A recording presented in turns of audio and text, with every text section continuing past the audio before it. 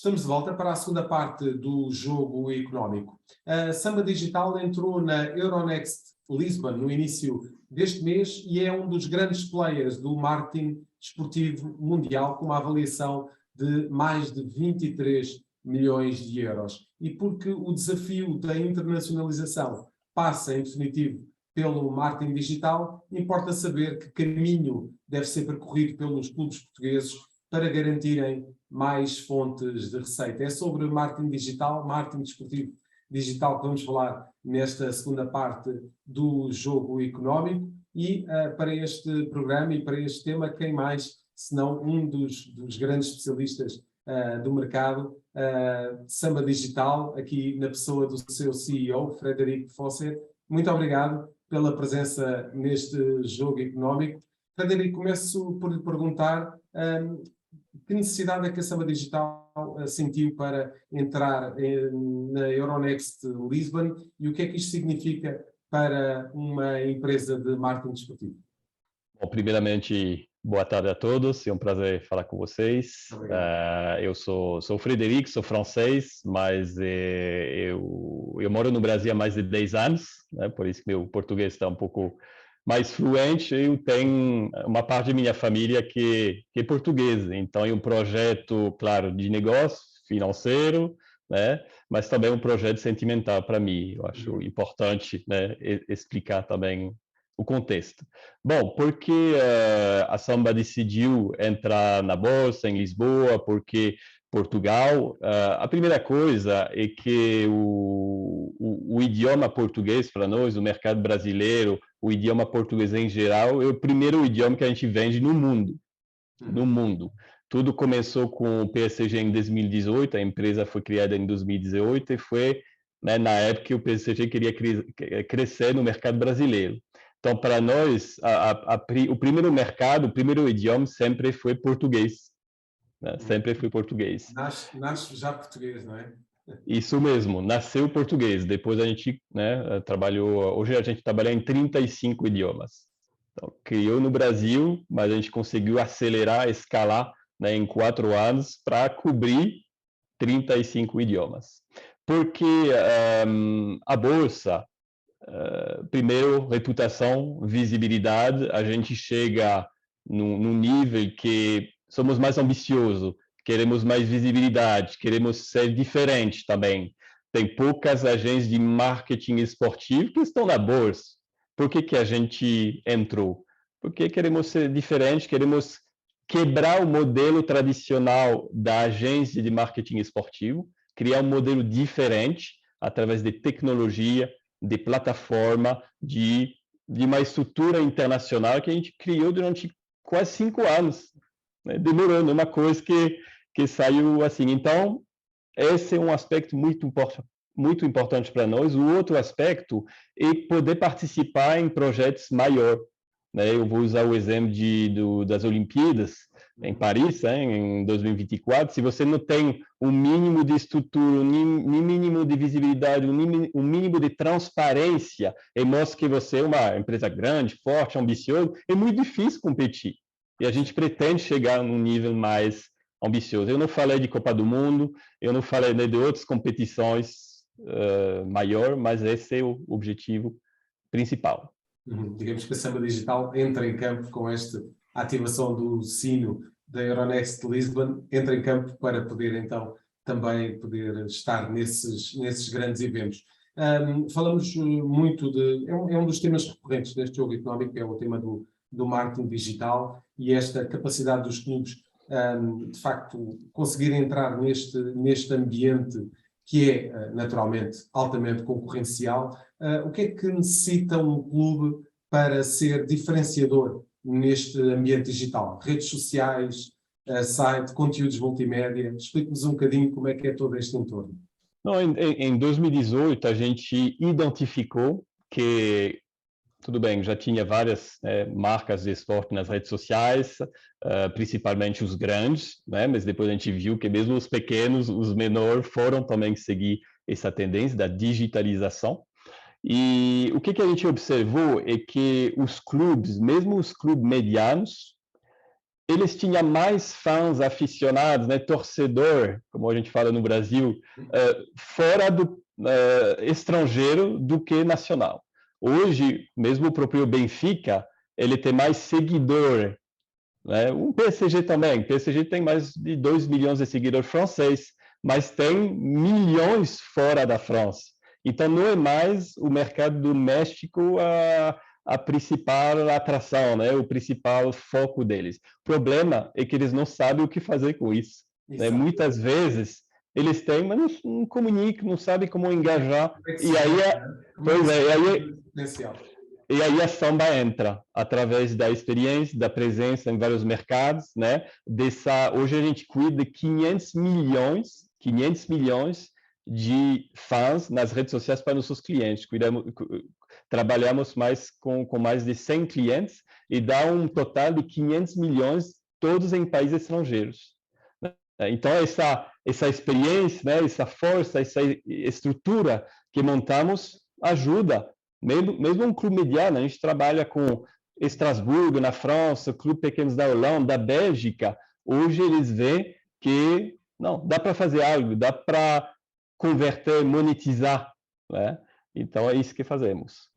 O Frederico pegou aqui num ponto que era muito interessante e que eu queria, com o qual eu queria naturalmente começar a conversa com os nossos comentadores, Jorge Faria de Sousa e Bruno Pires. Jorge, começo precisamente por ti.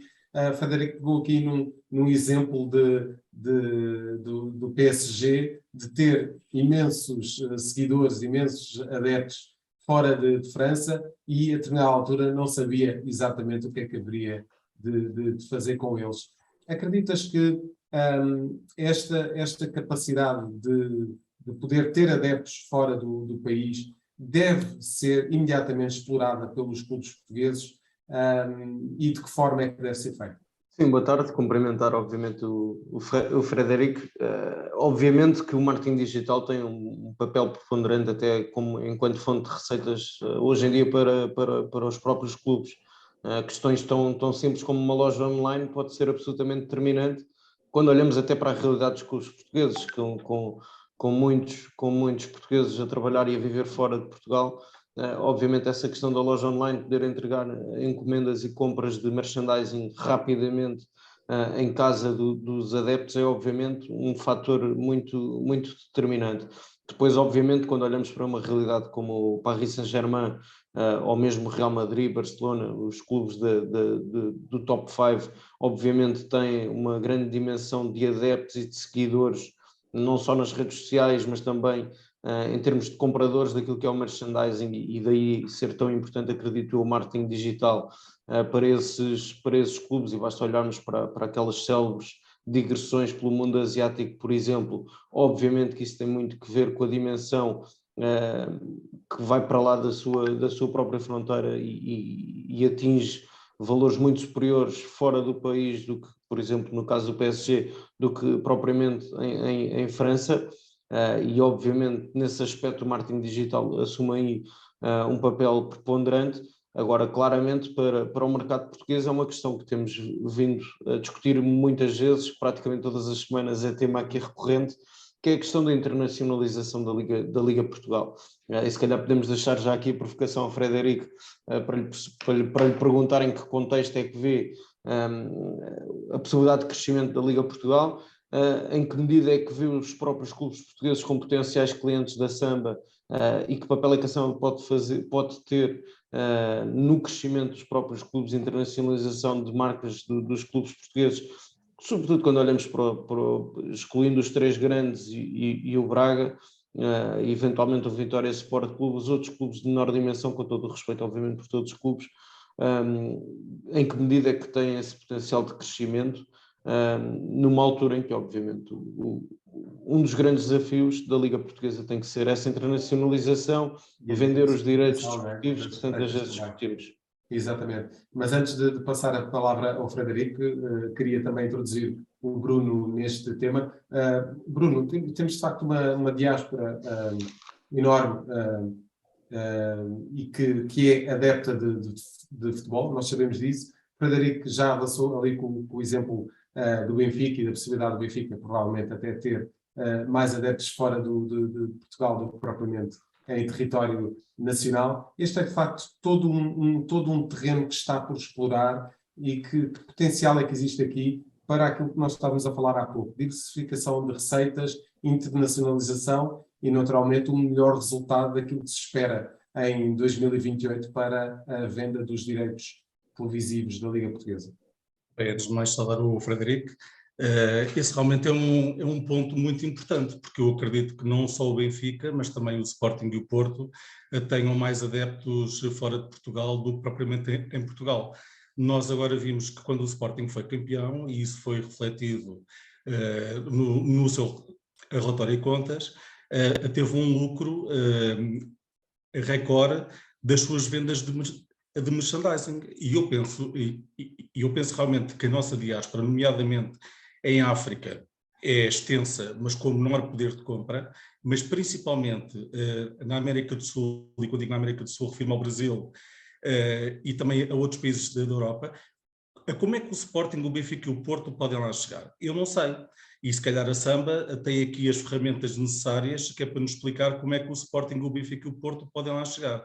Depois há outros clubes aqui em Portugal que eu gostava também de falar, que eu acho que têm peculiaridades que podem ser muito positivas. Por exemplo, o Santa Clara representa todo um arquipélago. O Marítimo representa outro arquipélago. O próprio Vitória Sport Clube de Guimarães, eu tenho para mim que se já tivesse tido metade do êxito esportivo que o Braga teve, se calhar estava num patamar muito mais acima. Como é que esses clubes, e este é o desafio que eu deixo aqui ao Frederico para nos explicar, como é que estes clubes, tirando os três grandes, podem ter reflexos lá fora, sendo que, por exemplo, o Santa Clara, e eu sei até por experiência própria, porque em tempos fiz uma digressão com eles, têm uma grande mancha de adeptos nos Estados Unidos e no Canadá. E, de facto, são regiões de onde saíram muitos imigrantes, e esses imigrantes já estão até, muitos deles, naturalmente não digo todos, mas muitos deles até já estão numa idade avançada e, portanto, até seria interessante, se calhar, tentar apanhar...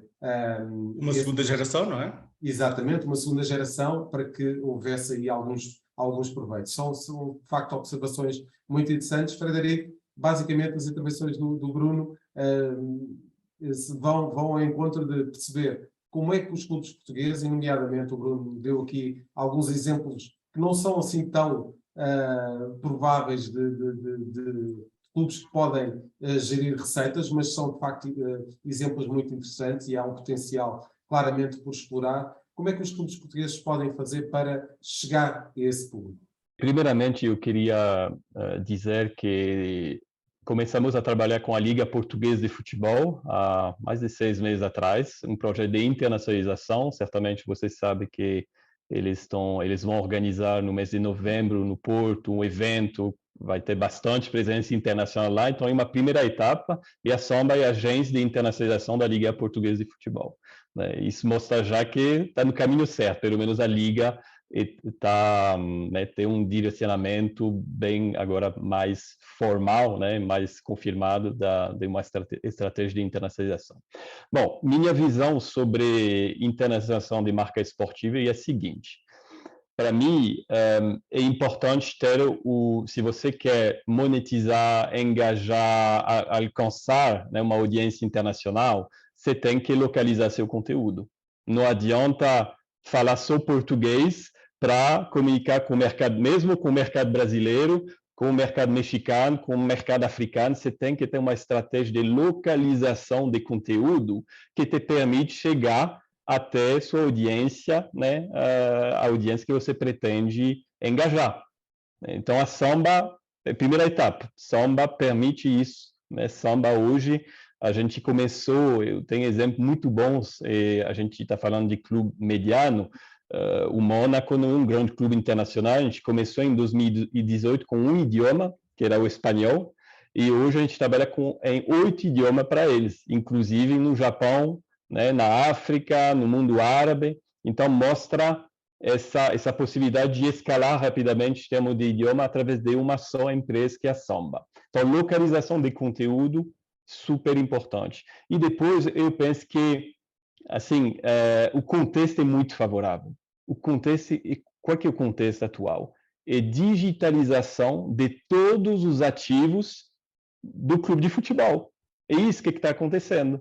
Digitalização do jogador, digitalização do ticket, para o ingresso, né, para entrar no estádio, digitalização até da experiência, né? Nossa visão é que no futuro, eu acho que o próprio Benfica tem os direitos, né, dele, de transmissão, se eu lembro bem. O futuro é o fã no Brasil, no México, nos Estados Unidos, através do metaverso, ele vai ter não sei como que chama em português, um casco de realidade aumentada, né, virtual. Ele vai conseguir seguir um jogo, uma experiência ao vivo, em casa, né, com formato, conteúdo que vai engajar ele, possibilidade de compra ao vivo, NFT. Esse é o futuro próximo. Quer dizer o quê? Em vez de ter 60 mil, né, o Benfica tem capacidade do estádio para um jogo, virtualmente você poderia ter milhões de pessoas conectadas para um jogo ao mesmo tempo, às vezes pagando ou gastando